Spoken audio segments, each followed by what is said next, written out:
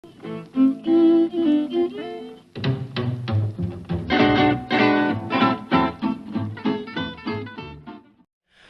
Jorge, bienvenido a este ciclo de charlas. Muchas gracias, un honor.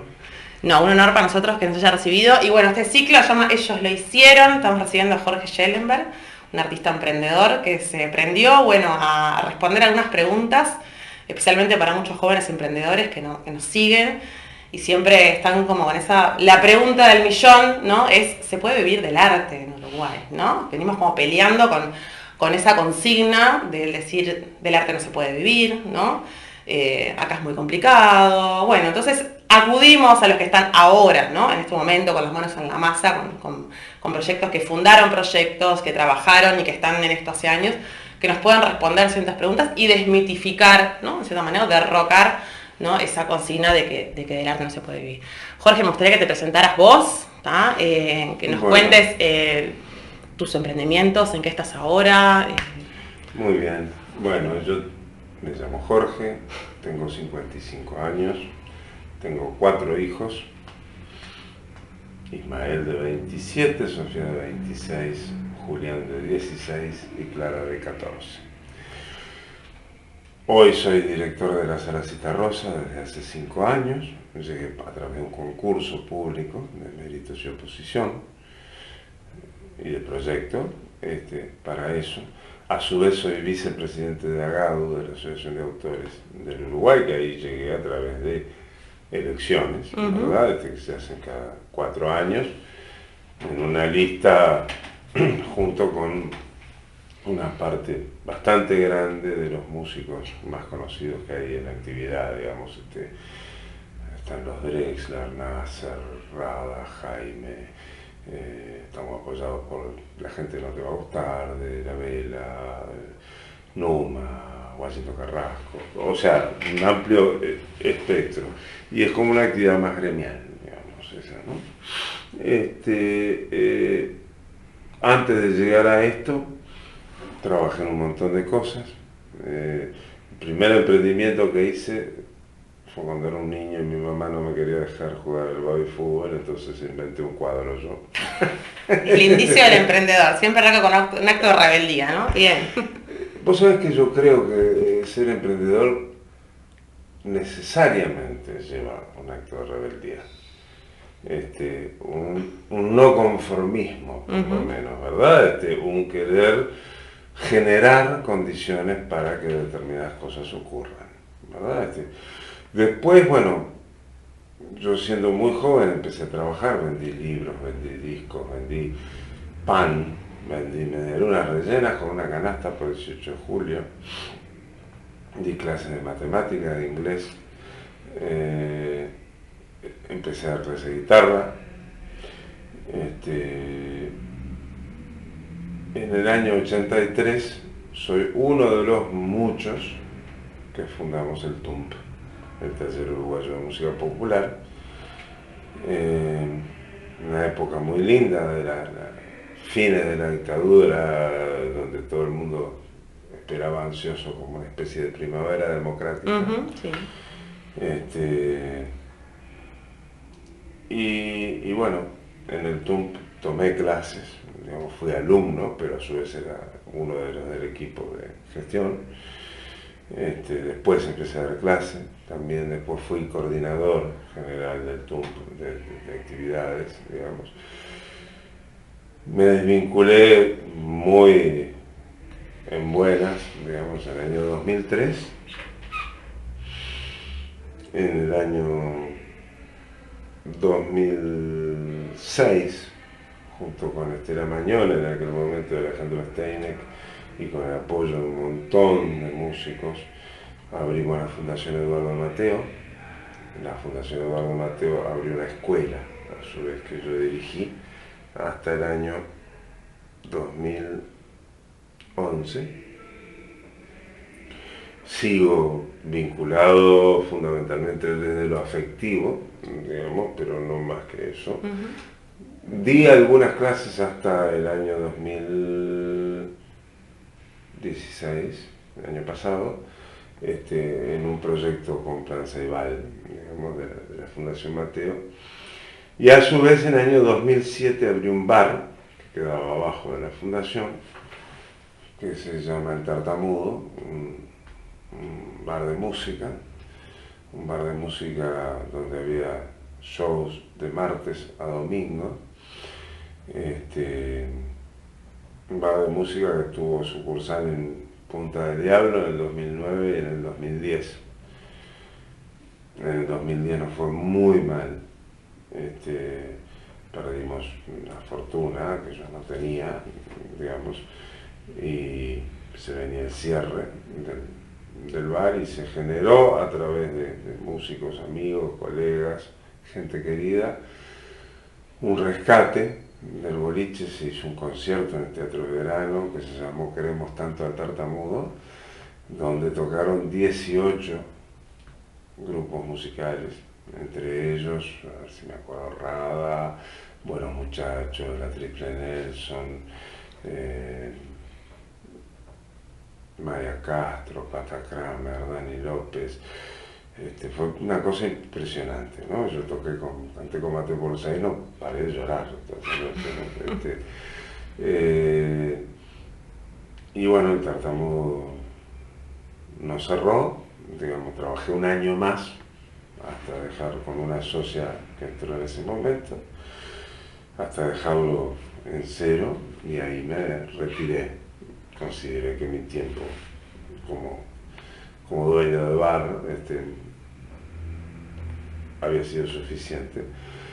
En ese momento yo ya estaba concursando por el cargo acá en la Sala Citarrosa.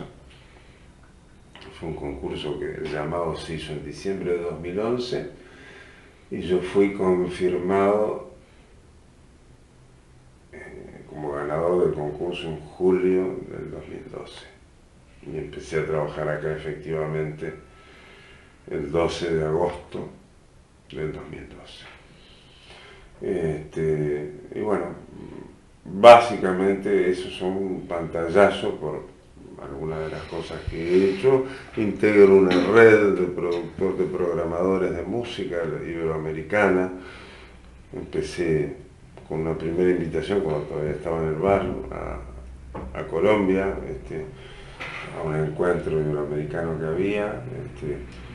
Hoy por hoy me ha surgido la posibilidad de visitar muchos mercados y ferias de música. Todos los años voy a 2 o 3, y en gran medida buena parte de la programación internacional que tiene la sala viene de ahí, donde buscamos siempre, dentro de lo que se le llama internacionalmente el world music, o sea, música que uno identifica como música de alguna parte del mundo y que tiene un vínculo con esa parte del mundo, músicas de alta calidad, muy profesionales y que no son, en la mayoría de los casos, todavía conocidos por aquí. Para eso la Sala Citarrosa es como un espacio ideal, es una sala bien céntrica, bien equipada, no tan grande, no tan chica, digamos.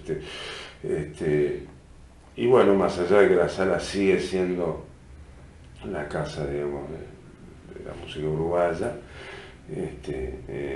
tiene un porcentaje interesante de música de distintas regiones del mundo que traemos de ese lugar. Y bueno, yo a partir de eso integro una red de programadores que hace que todo sea más fácil. Digamos, uno se entera cuando hay alguien que viene de muy lejos, pero va a parar en Buenos Aires, o va a parar en Chile, o va a parar en Brasil, y genera posibilidades en conjunto para bajar costos y para que sea posible, ¿verdad? Y bueno. Bien. Tipo muy inquieto, Jorge, ¿no? Evidentemente vos hablas con esa paz así, ¿no? De todo, y empezás a contar, y evidentemente sos una persona muy inquieta desde lo que es, como decías vos, esa actitud rebelde, ¿no? Que lo que me interesa es decir, bueno, no la rebeldía como la vemos, ¿no? De decir, estoy en desacuerdo, no estoy en desacuerdo, me opongo, ¿no? Como capaz que suena la palabra rebeldía, sino como decías vos, de estar, no estar conforme, ¿no? Y desde ese punto de partida proponer una solución, ¿no? O proponer una salida, o hacer una propuesta en base a esa desconformidad. Me interesa saber, como artista, Jorge, ¿qué cosas para fundar todos esos proyectos, que son unos cuantos, ¿no? O sea, sos un tipo que ha estado de proyecto en proyecto. ¿Cuál especialmente ha sido esa disconformidad tuya de decir, bueno, no quiero estar del lado del creador, del fundador, y no del lado de ser dependiente, ¿no? De depender de. Vos sabés que en realidad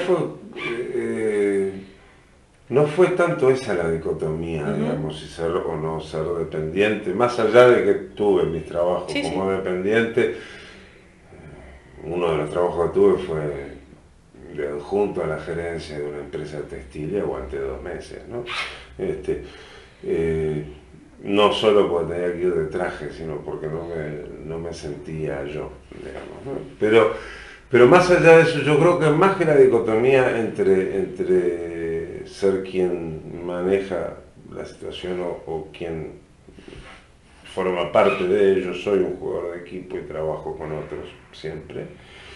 El tema fue que había cosas que se me ocurrían que estaban buenas y que participar en llevarlas adelante me parecía importante. En el caso del TUMP no fue una idea mía ni cerca. Sí fue de repente, una vez que eso estaba marchando, intentar una serie de iniciativas como para que eso funcionara mejor. En el caso de la Fundación Mateo y de la escuela de la Fundación Mateo, sí, digamos, y del Tartamudo también. Había como una inquietud que como músico, por ejemplo, veía que no había demasiados lugares para tocar. Entonces, pensar en un espacio que estuviera bueno, donde yo miré mucho dentro de lo que había, el lugar con el que yo me sentía más identificado, sin ninguna duda, era el espacio Guambia de Antonio de Avesís, un hombre de un corazón gigantesco y de una generosidad enorme, que dedicó un montón de años, ¿verdad?, a mantener un espacio que yo no sé si le dio algún peso alguna vez. Tendería a pensar más bien que no, a que sí, por lo que fue mi experiencia propia, digamos, en el Tartamudo, en una cosa muy sacrificada y muy poco rentable, ¿verdad? Pero bueno, yo tenía ganas de intentar esa experiencia, y de hecho, de no haber sido por un error grande de cálculo, de previsiones de lo que fue en la segunda temporada en Puta del Diablo, capaz que todavía seguía en el bar, ¿verdad? Pero por ejemplo eso fue. Por otro lado, con la escuela de la Fundación Mateo, teníamos la Fundación Armada, había un montón de ideas de proyectos, de cosas a hacer, y yo me acuerdo que yo comenté en aquel momento con lo que era la directiva de aquel entonces de la Fundación, yo me animo a hacer una escuela. Y bueno, una escuela que a diferencia tuvo un enfoque más directo hacia los niños que lo que tenía el TUMP, por ejemplo, que si bien siempre trabajó con niños, no en la escala en lo que lo hace todavía la Fundación Eduardo Mateo, y pensamos en darle como un diferencial por ese lado.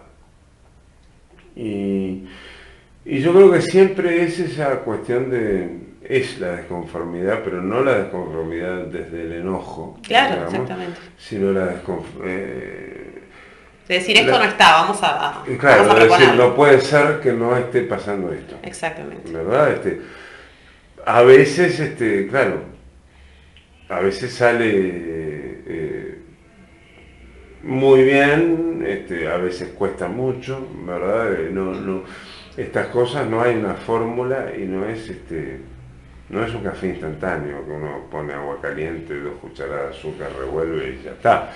Lleva mucho esfuerzo y mucho trabajo de mucha gente, y no son emprendimientos individuales, o sea, ni siquiera aquellos que yo comencé, digamos, podrían haber resistido el paso del tiempo de no mediar por el esfuerzo de mucha gente. Jorge, entonces estuviste con un par de emprendimientos, especialmente con el TUMP y con la Fundación Eduardo Mateo, que me voy a tomar un recreo acá y voy a decir algo. Yo en el TUMP, es un lugar que supe querer muchísimo. Yo tenía 16 años y tomaba clases de batería con el Chechi, ¿no? Y te recuerdo siempre como una persona muy amable. De hecho, tengo un recuerdo tuyo que es fabuloso, Esto fue hace 16 años, ¿no? A los 18 años me fui a vivir a Buenos Aires porque yo hice la carrera de teatro allá y estuve en Piriápolis, estuvimos contigo allá y vos te subiste al escenario y como yo hacía un par de años que estaba con el Cheche en el TUM, presenaba contigo y yo me iba y estaba como bastante mal, estaba como esa cosita de decir 18 años, me voy sola a otro país y vos me tocaste una canción, me dedicaste una canción desde el escenario, ¿no? O sea, y me quedó como yo lloraba porque estaba toda sensible. Y dije, qué gesto tan lindo de tu parte, Jorge, de despedirme, ¿no? Con ese gesto. Entonces el TUMP es un lugar que sí que tengo en el recuerdo, que supe que eran mucho. Entonces mi cuestionamiento es, ¿siempre estás relacionado con gente, con aspirantes, con estudiantes, ¿no? Desde niños. Vos sos testigo de esta realidad que sentimos a veces los que estamos en la docencia, ¿no? Especialmente los jóvenes que dicen, quiero vivir de esto, quiero dedicarme a esto, en tu caso, quiero ser músico, quiero tocar, quiero ser un profesional.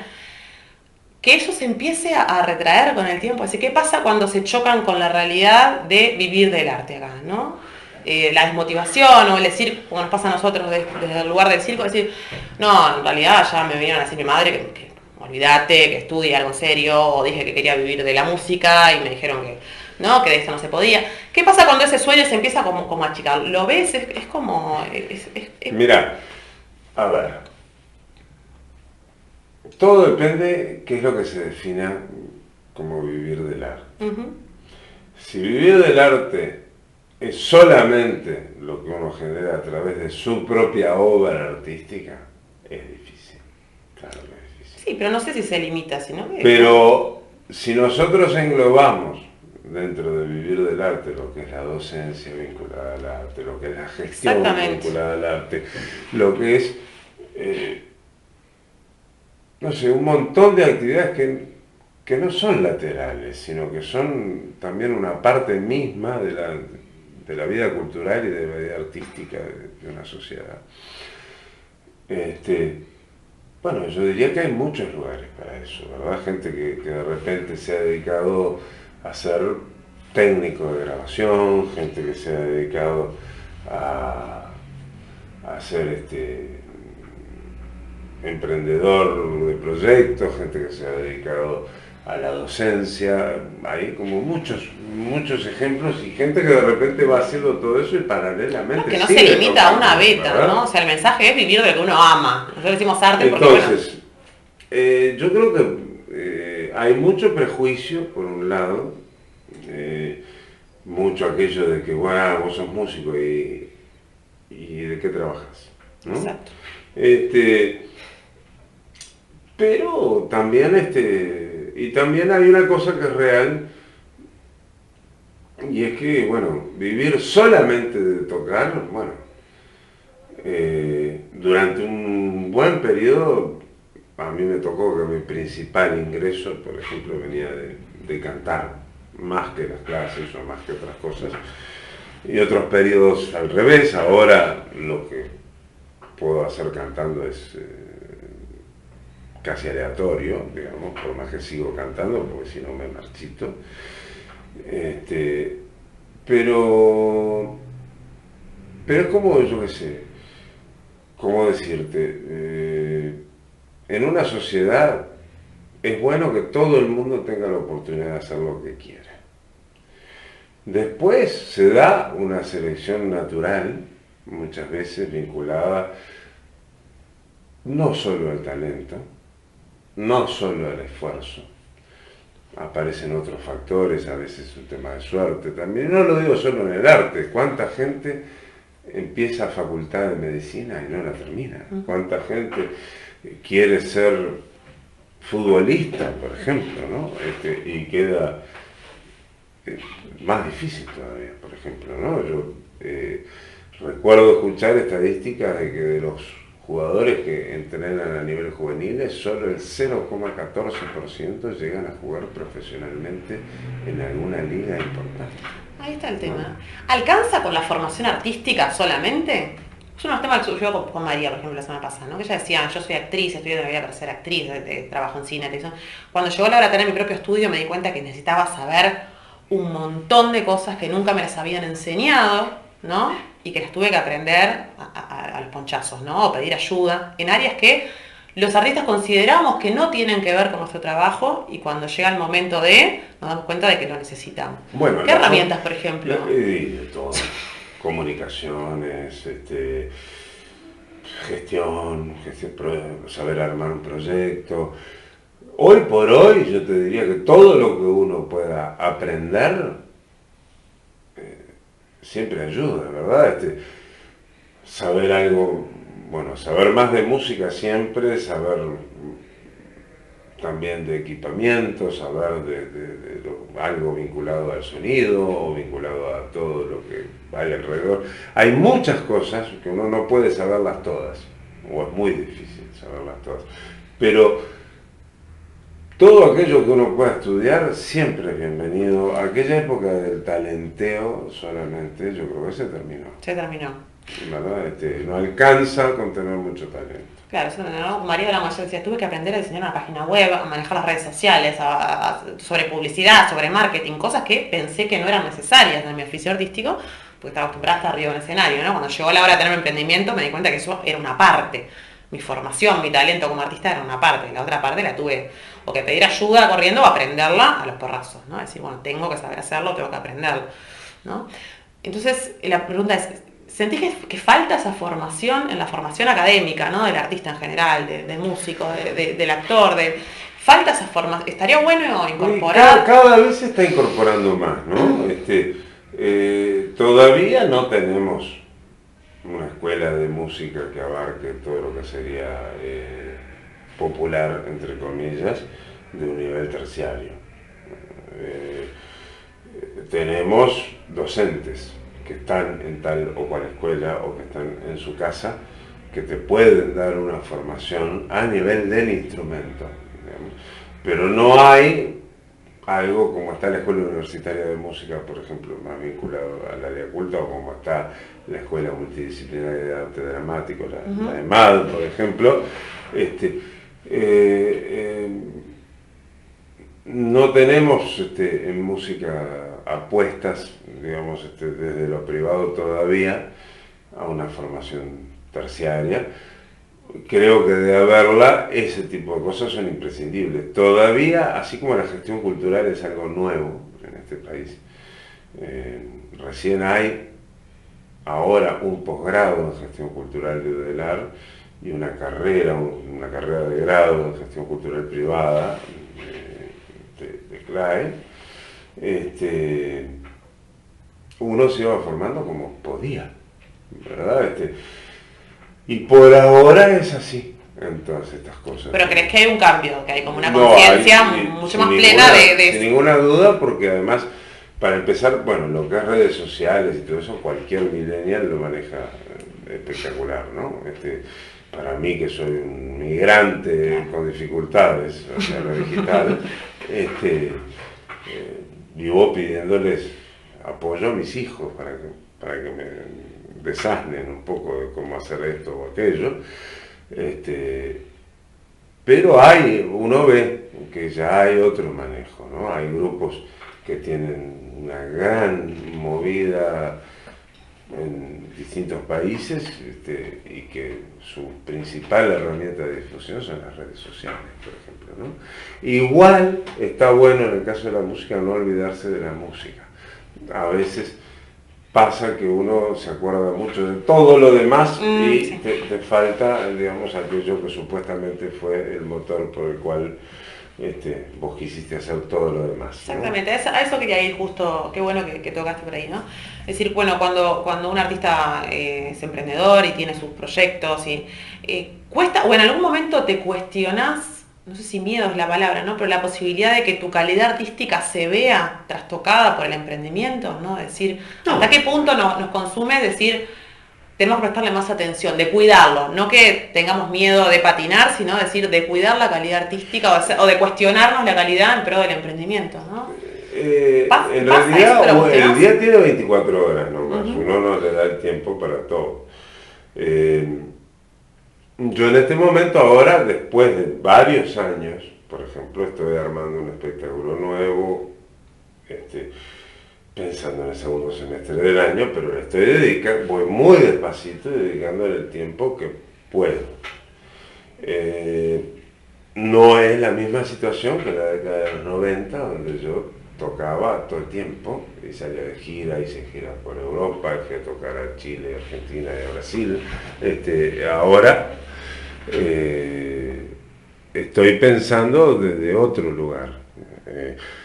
Por supuesto que voy a salir cuando lo que tengamos armado me guste lo suficiente y me parezca que está bien y que la calidad no va a desmerecer en todo caso lo que yo hice antes o el recuerdo que pueda haber. Pero uno va como tomando camino. Yo siempre sentí, de todos modos,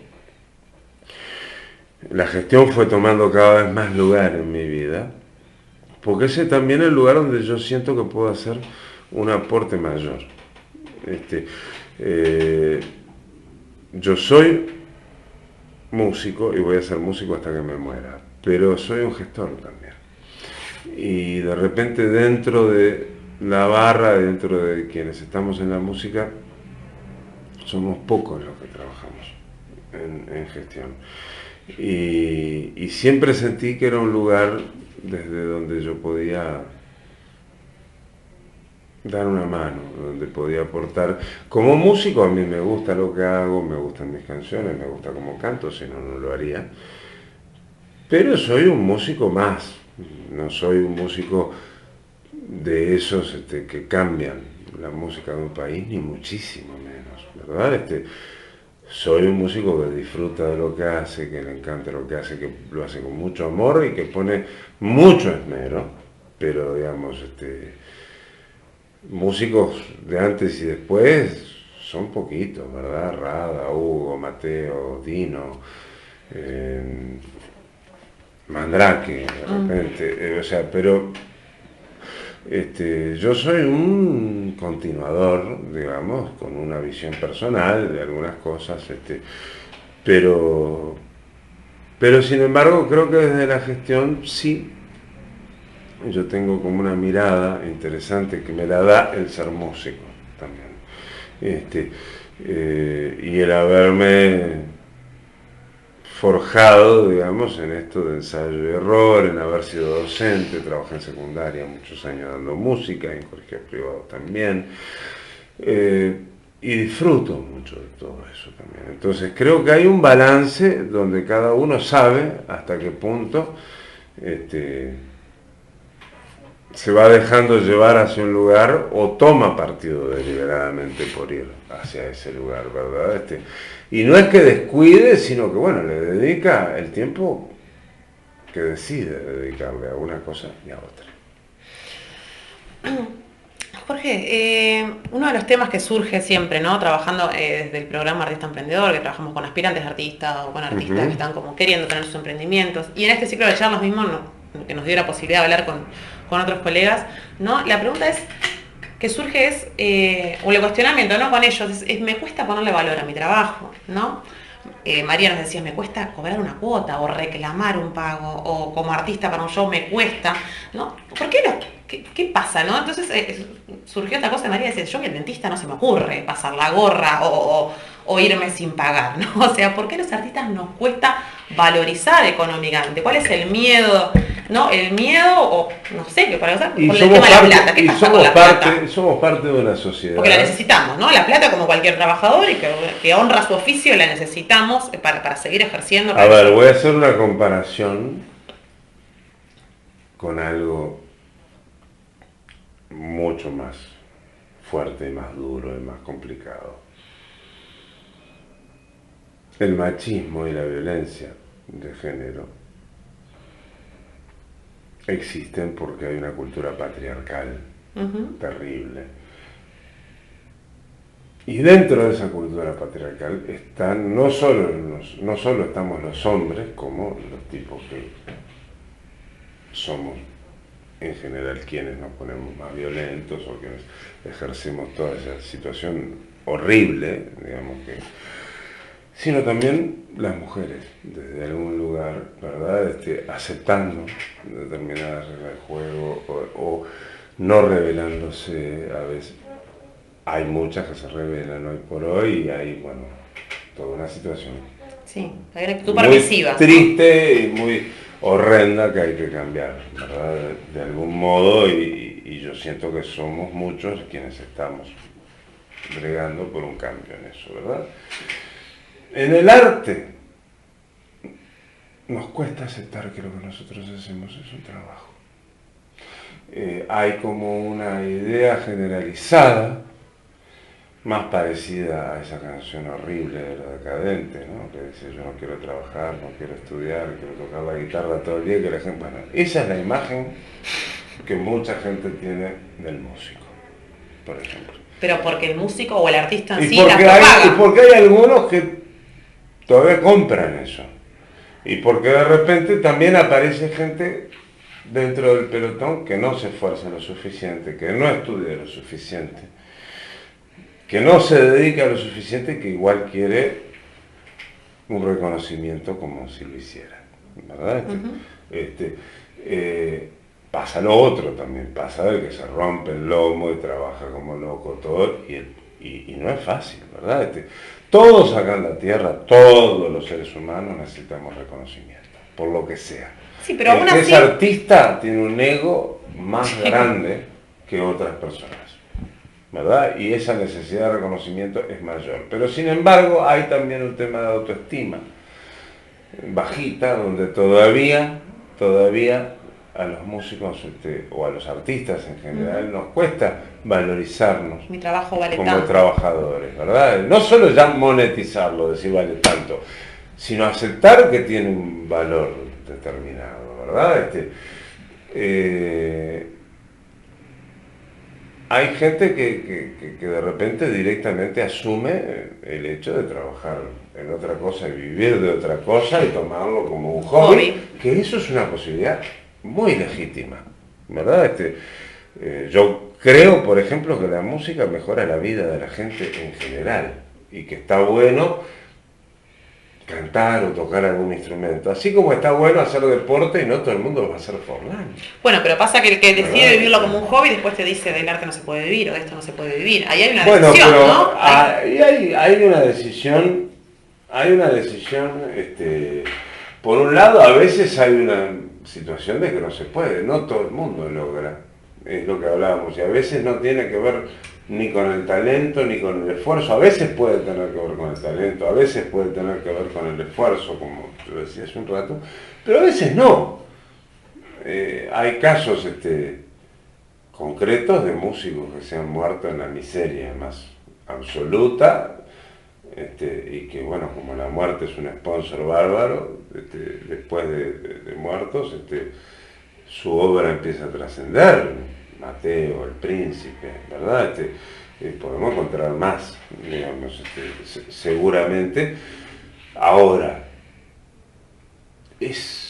no hay una regla de esto. Esto no es como otras carreras, donde uno va a un centro de estudios, da una cierta cantidad de exámenes, consigue determinada cantidad de créditos en base a la asistencia y en base a aprobar determinadas pruebas, y después tiene un título.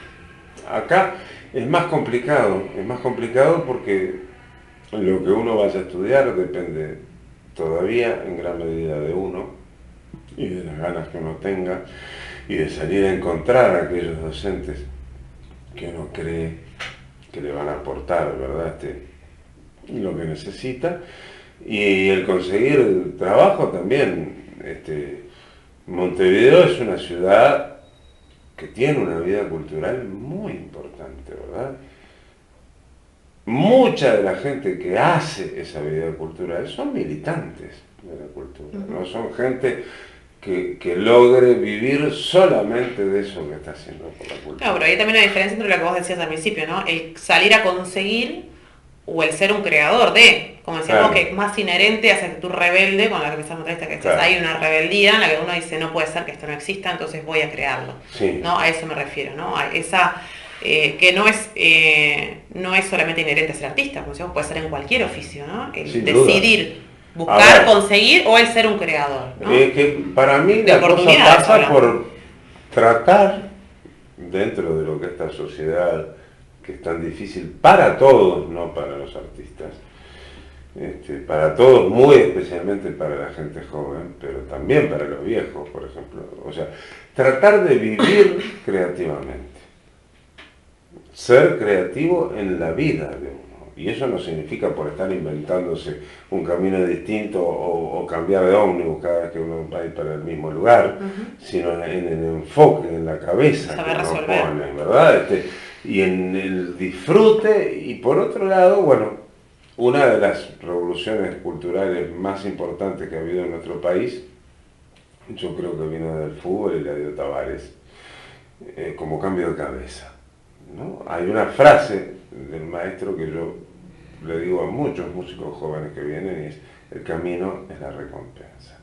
O sea, si nosotros estamos esperando siempre llegar a algún lado, la quedamos. Porque ese lado al que queremos llegar, o no sabemos dónde es, o llegaremos o no sabemos. Y si mientras tanto vos no vas disfrutando de todo lo que vas haciendo cada día, cuando quieras ver, pasa rapidísimo. Es parte de la perseverancia también. Tenía 20 y cerré los ojos, abrí los ojos y ya tengo 55.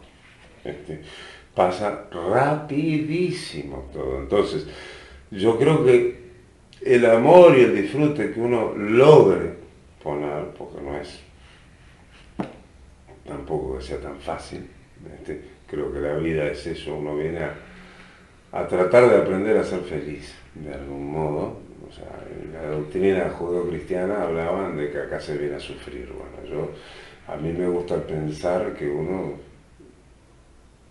va tratando de encontrar la felicidad, de a poco, que son un montón de momentos distintos y que tienen mucho, casi todo, que ver con lo que uno hace con su vida y con lo que uno define que quiere hacer con su vida.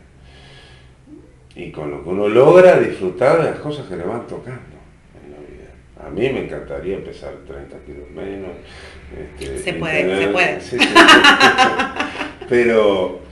pero hay como muchas cosas, digamos, que uno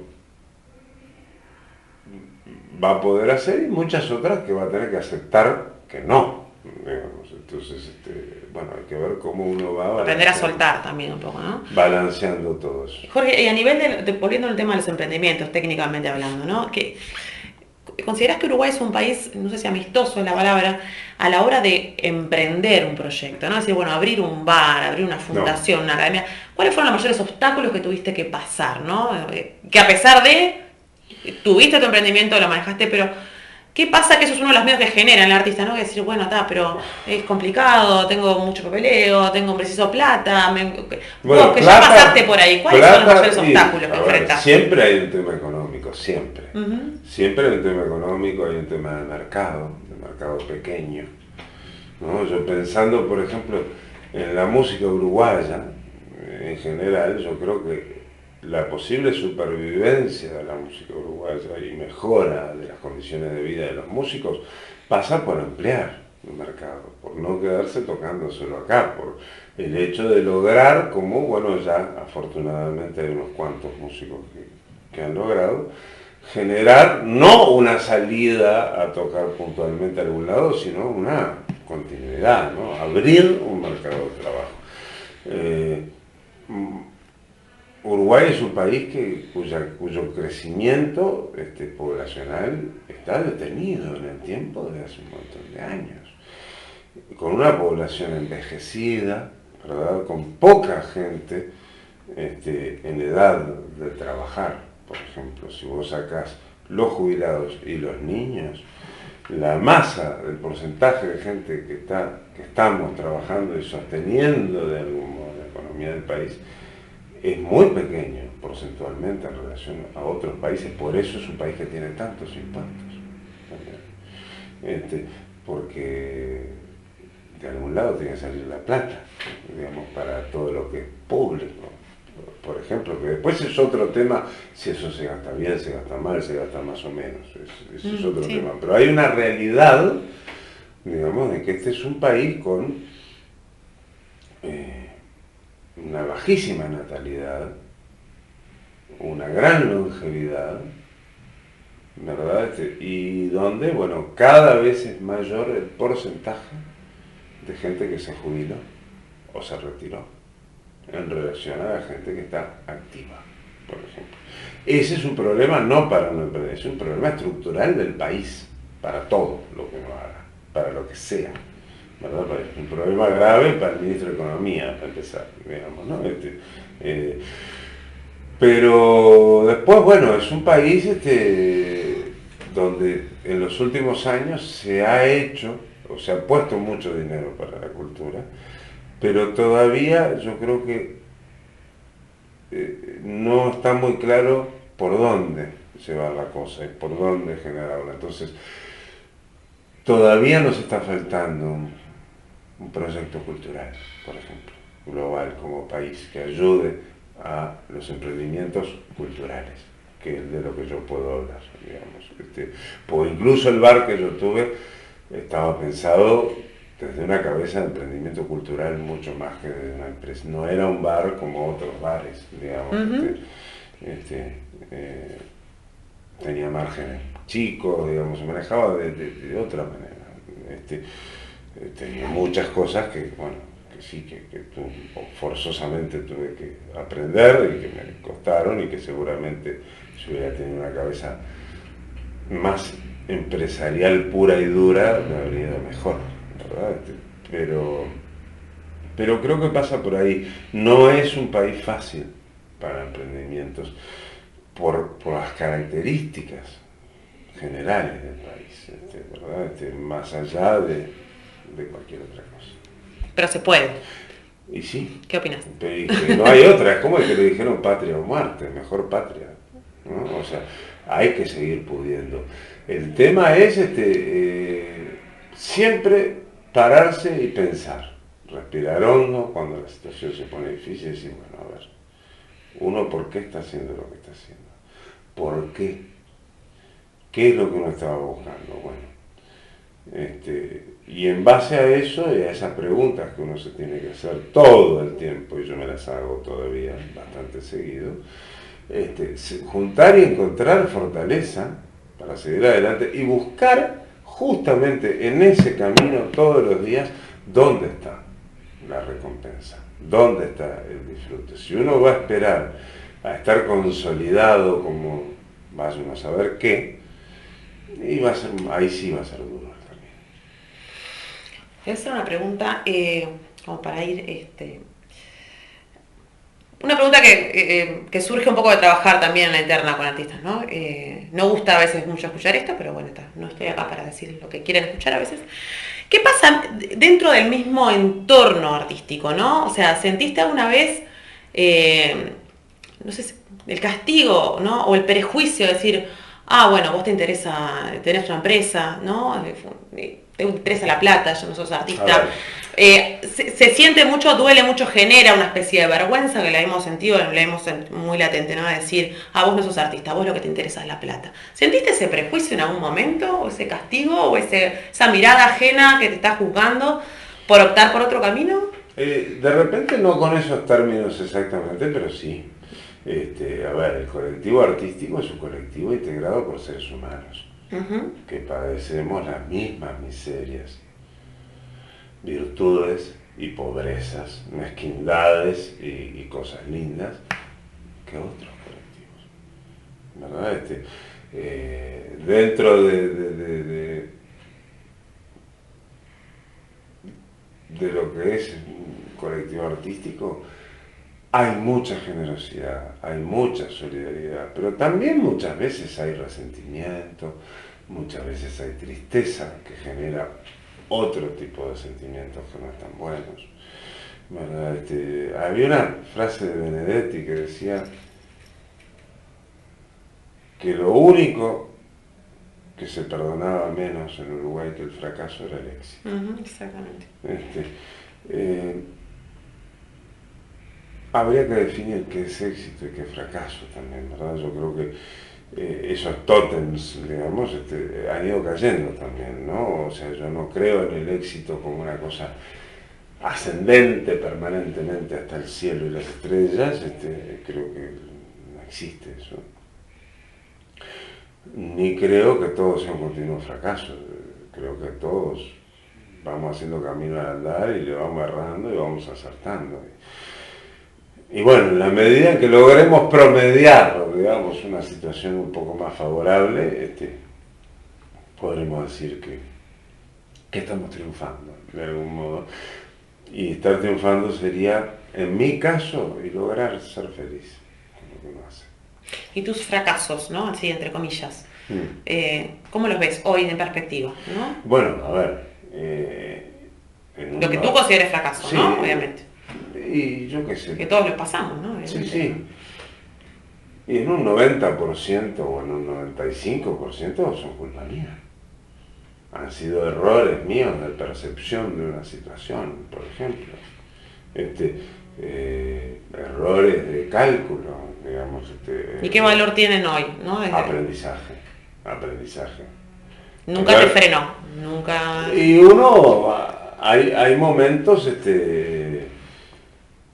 más duros que otros, ¿verdad? Hay momentos donde uno queda, en el momento que yo pensé que iba a tener que cerrar el tartamudo y no iba a poder seguir más adelante, tuve un momento que me sentí vencido.